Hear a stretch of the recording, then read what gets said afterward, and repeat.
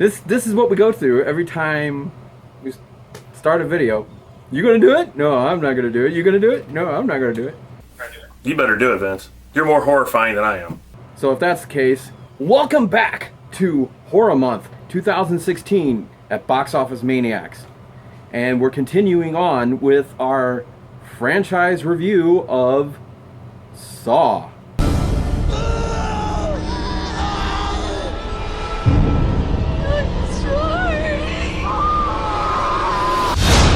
Saw 4. This is the point where, I come out of that movie theater after seeing Saw 3 and I was hyped. I mean, I was on freaking cloud 9. I was like, oh my god, this is amazing. I can't wait for part 4. So from part 3 to part 7, I saw every single one of them in the theaters, mostly because it was their bleh. I want to play a game.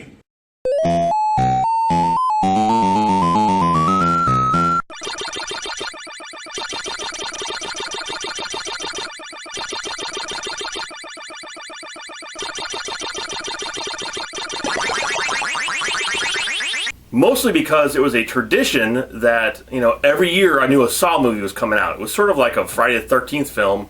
And this was literally, and I think it still is, the last best franchise we had. I don't think there's any horror franchise after this one. Has there been? There's been another horror franchise that was coming out like every year on Halloween, and that was Paranormal Activity. Pardon me if I laugh. Yeah, that's true, but that was also Paranormal Activity. It wasn't Saw or Friday the 13th. Those mostly all sucked after part 2. There wasn't anything like Saw, but I mean, that was a horror franchise that was continuing on and doing the whole, let's do one for Halloween like every year. And that's what Saw was doing for a while. And the whole reason I kept going back to see these Saw films, because I like them, obviously, but also is because I wanted to support this franchise. Because at that point, when these were coming out, that was it. There was no other franchise. We used to have the Child's Play, and once that finished... If it was a movie, it would take 3 or 4 sequels just to do it justice. There was nothing for a while, then Saw sort of took it over. It took it over, Vince. Yeah, and when they made the remakes of Friday the 13th and Nightmare on Elm Street and Halloween, I kind of figured, well, they're going to continue on with all those. But because some of those remakes were just so bad, like Nightmare on Elm Street. Yeah. And it's really bad that we don't have a franchise anymore. We don't have any really great horror films to look forward to. Look forward to the next one. Look forward to the sequel. We don't have anything like that anymore, and it's really bad. And then on top of it, you put in the fact that a lot of these horror films, remakes or not, they keep coming out like in February or March or even during the summer. So by the time October gets here, there's nothing. There's nothing to watch. There might be one horror film the whole month of October. So Horror Month in these past couple of years has just been mostly Blu-rays and DVDs for us. And that's kind of why we are doing this, so you guys have something to watch. I mean, you may have not have watched the Saw franchise in forever, so that's why we do this, for us anyway, so we can actually watch a movie during the month of October, and we bring it to you guys, and maybe you'll think to yourselves, oh hey, maybe I'll go back and revisit the Saw franchise. Exactly, and why not? I mean, it's not a bad franchise overall. Some of the films, Alright, so let's get started with Saw 4, Vince. Like I said, when I came off of Saw 3, I could not wait to get to Saw 4. I was like, okay, now you have a main character that's no longer in the Saw franchise. What are they going to do with it? I mean, they got rid of the main character too quick, if you ask me, really. And now it's like, all right, how are they going to continue? That's one of the reasons I was excited to go see this. I was like, how are they going to continue the Saw series without the main character? I wondered that myself. And not only did they kill off the main character, but they killed off the supporting killer. Yeah, and that was stupid. I mean, I can just still say today that was really a dumb thing to do. A dumb move. Really, really stupid. You see? Your stupid minds. Stupid. So we get Saw 4, and I have here the unrated director's cut on Blu-ray, and it's got some extra stuff to it, but we're not doing the extras, we're just doing the movie. And I've been watching the complete movie collection that you can get all seven Saw films on. Saw 7 Saws. All Saw 7s on here. And unlike David, I haven't gone to the theaters to see just about any of these Saw films. I saw them all on DVD or Blu-ray or even Netflix at one point. And I have to say, the first time I saw it, I was so confused and so just, well, that's pretty much it. Confused with it that I didn't care for it. I thought it was terrible. Exactly. These films pretty much take place right after each other, and some sort of overlap each other. So, say if you sit down to watch Saw 4 and you haven't watched the first 3 or you haven't watched them in a while, you would have no idea what's happening in this film. None. Unless you watched the other 3 before you saw this, you're lost. I mean, you're just completely lost in it. It's like, okay, you don't recognize the characters, you don't remember characters from the other 2. There was a lot of characters from those 2 films that came into this one, but also in this one, they introduced a bunch of new characters. And I mean a bunch of new characters. I mean, it was like character overload, and each one of them had a story, and each one of them had something. So I mean, it was just convoluted. But if you're watching them back to back, like David and I are doing right now with these films, it makes a lot more sense. So now this one started with the autopsy of Jigsaw, right? Well, yeah, but it was also the end of 3. The thing about the third film was it grossed you out. I mean, there was a scene in there about the brain surgery sequence, and it seemed like now this one was going to try to top the grossness of that one. And I think they almost managed it with the beginning of this film with that had the autopsy sequence. I mean, it was pretty bad.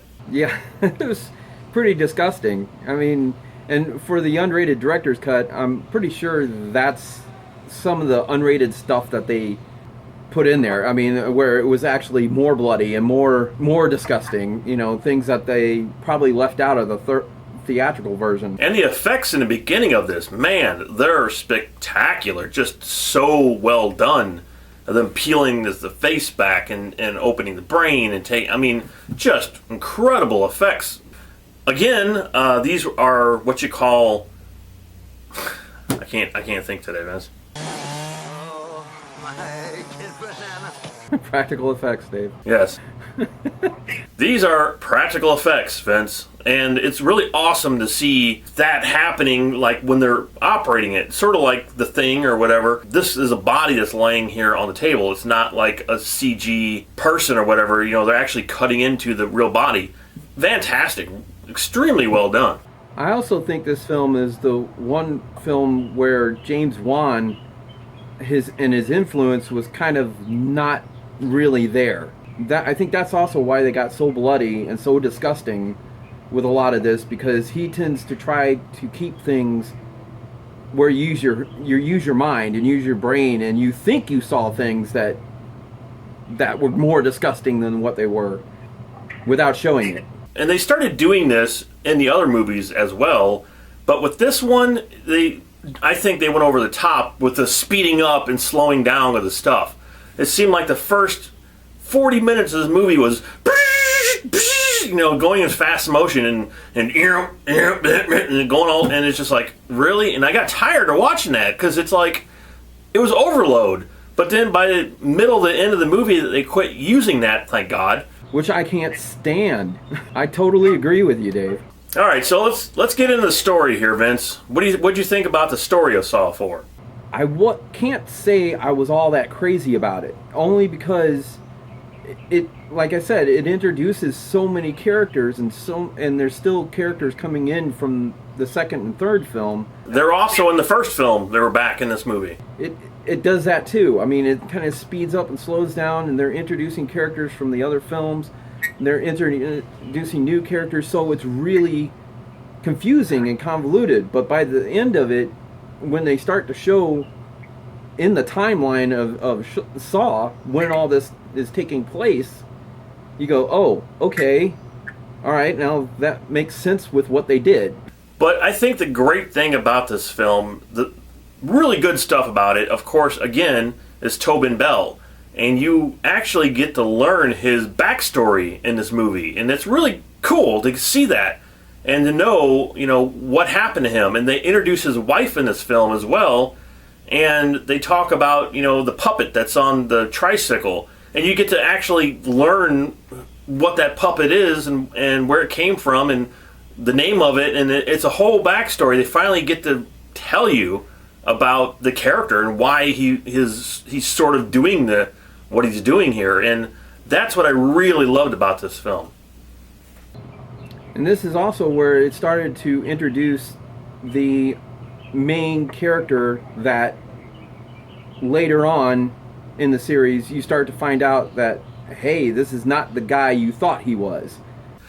I never liked that guy. I never liked his character. I thought he was not that great of an actor. I thought he was boring. And here you have a great character of Jigsaw and Amanda, two really cool, interesting characters, and you throw them away for this guy, and I'm like, why? Why would you do that? I totally agree with you. Yeah, he's just like dull. He's just like, all right, I am Detective so-and-so. I'm here to investigate your murder. What do you got?